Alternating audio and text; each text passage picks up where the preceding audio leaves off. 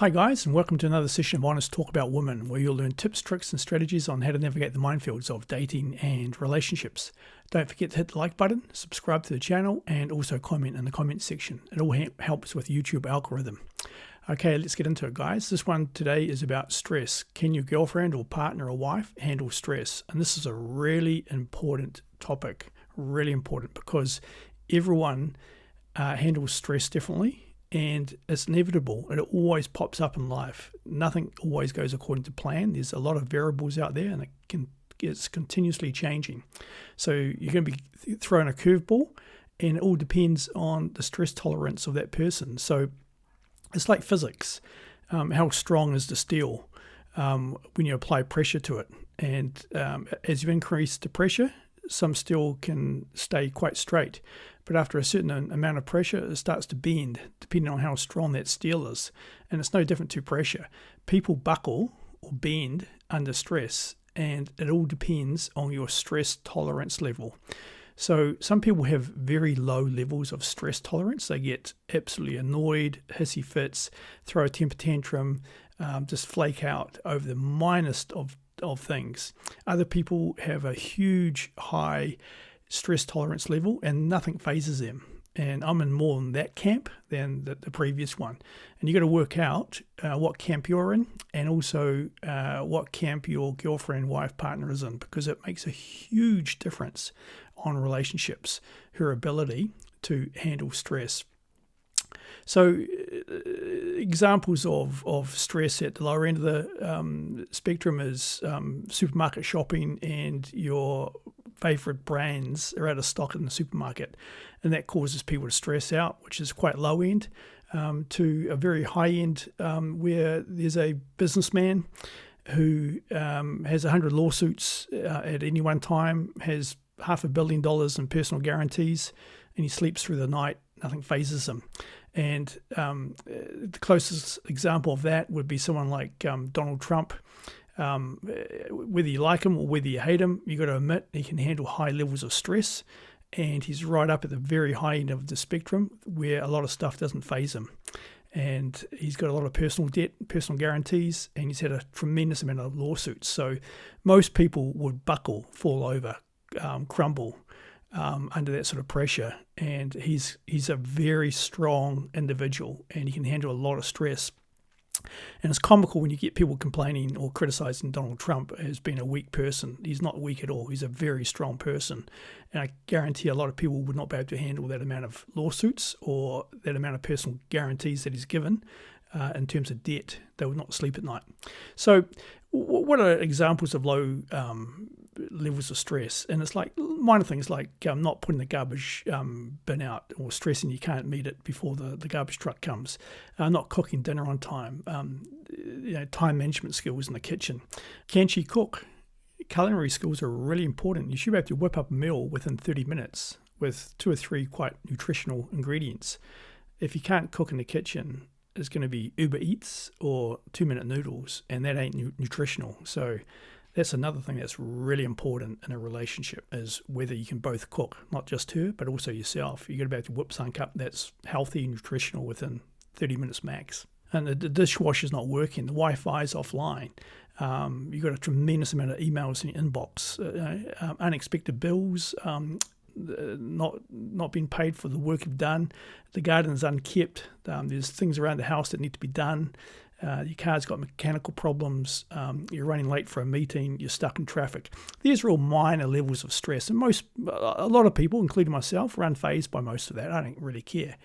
And with some other people, they have hissy fits over the minest little things, over getting an unexpected bill for $300-400, and they just have a huge fit, meltdown. And I've seen it again and again and again with people and with girlfriends. So this is really important, guys. So if you're looking at running with a woman, you got to understand what her stress levels are, and because it has a huge impact on the quality of your relationship. So, and then there's high levels of stress. When people get a mortgage, they've got maybe $1 million mortgage. they're paying it off over 30 years. It seems like a prison sentence, paying $5,000 or $10,000 a month off on a mortgage, depending on the interest rate. And then you can go to negative equity in your house, where during a down cycle, property prices go below, and if you're 90% geared, you can have negative equity. So if you were to sell the house and walk away, then you'd walk away with debts owing. So they can stress a lot of people out. Also, there's work pressures, deadlines to meet at work, there's performance reviews and promotions you've missed, and they can stress a lot of people out.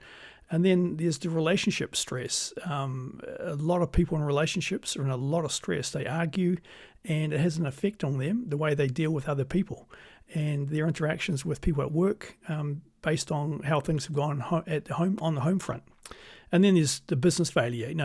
When you start a business, there's an 80% chance of it going belly up in 2 years.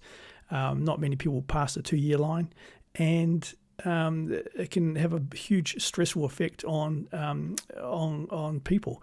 And I've seen a lot of people go into business who are very green behind the ears. They've been working in corporate for 20, 30 years, or they've had no business experience whatsoever, and it's destroyed relationships. It's caused bankruptcies, huge amounts of stress, health problems, and also suicides. You come across people who have done that based on business failure. And the thing about it is, there's certain things beyond your control, and you got to understand that you can't beat yourself up if things beyond your control have happened. So what can you control and what can't you control? So it's no good trying to focus on trying to control things that you cannot control. So you can't control other people's actions, their attitudes. You can't control the weather. It is what it is. Can't control your age. You can't solve all the world's problems. They've always been there since day one, but it's changing problems. And other people's mistakes and misfortunes. Sometimes you can't help people. They just do what they do. And you got to understand that you cannot control certain things. And there's certain things you can control, your attitude, your time allocation, the choices you make in life, you can control that. And what you eat, you can control. How you exercise, you can control. How you treat others, your general attitude and actions. So focus on what you can control and become a better person and have an uncomplicated life, and don't focus on things that are beyond your control. There's always things that are beyond your control. Tax, that's beyond your control. Filing a tax return, beyond your control. You've got to do it.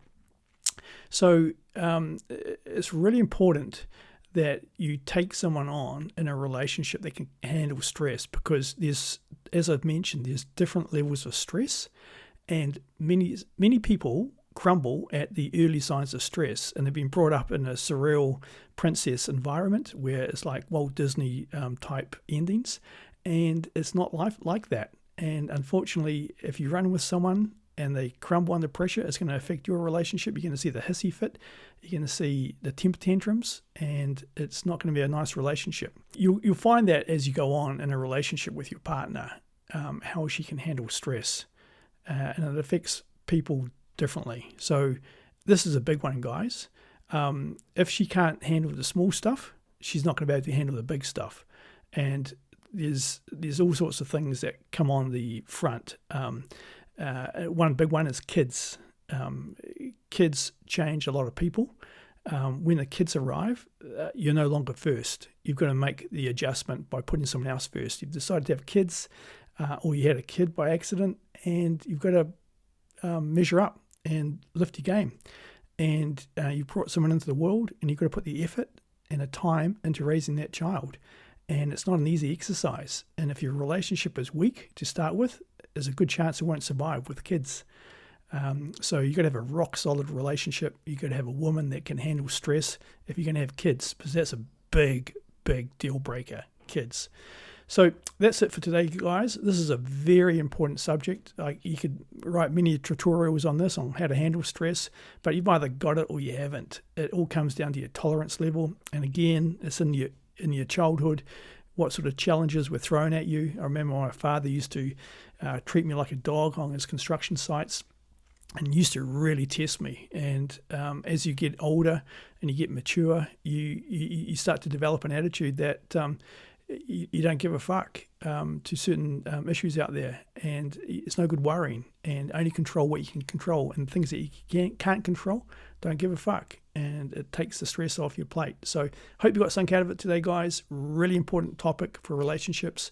You want that woman that has a high stress tolerance level and can do things with a smile rather than a hissy fit every time. So don't forget to purchase my book, Alpha Dating, on Amazon ebooks. Great purchase, can be in your inbox in seconds. Until next time, take care.